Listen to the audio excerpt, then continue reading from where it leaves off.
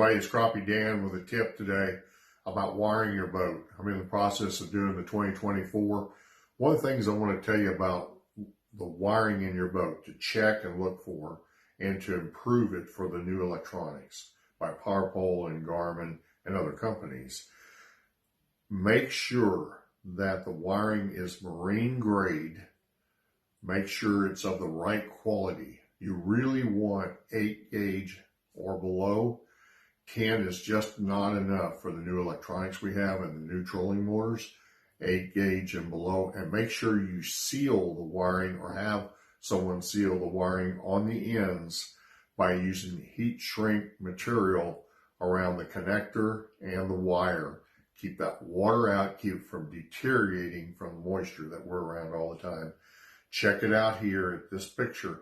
You'll see what the best way is for your wiring in your boat to be secure and work the best with your new electronics.